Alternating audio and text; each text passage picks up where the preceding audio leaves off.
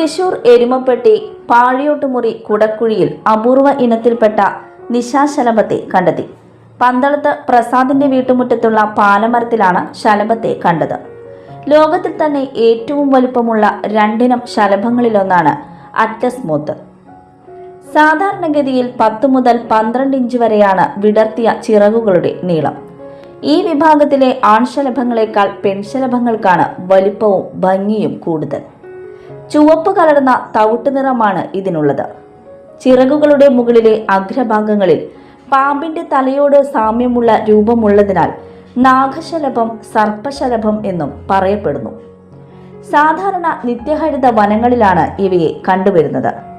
2 ആഴ്ചയോ കൂടിയാൽ 2 മാസവുമാവും ഇവയുടെ വർണ്ണശബളമായ ജീവിതം ഉള്ളത്.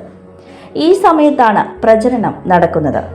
പ്യൂപ്പയിൽ നിന്ന് വിരിഞ്ഞിറങ്ങിയാൽ പിന്നെ ഭക്ഷണം കഴിക്കില്ല എന്നതും ഈ ശലഭങ്ങളുടെ പ്രത്യേകതയാണ്.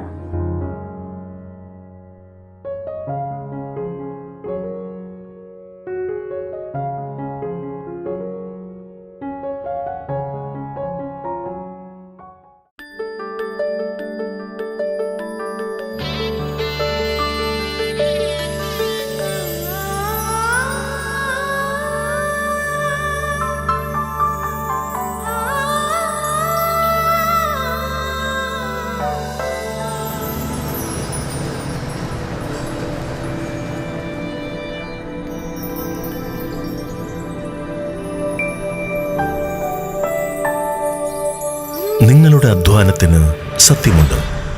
ഞങ്ങളുടെ സ്വർണത്തിനും. Ishara gold and diamonds, Triprayar and Kodakara. സ്വർണത്തിന്റെ സത്യം.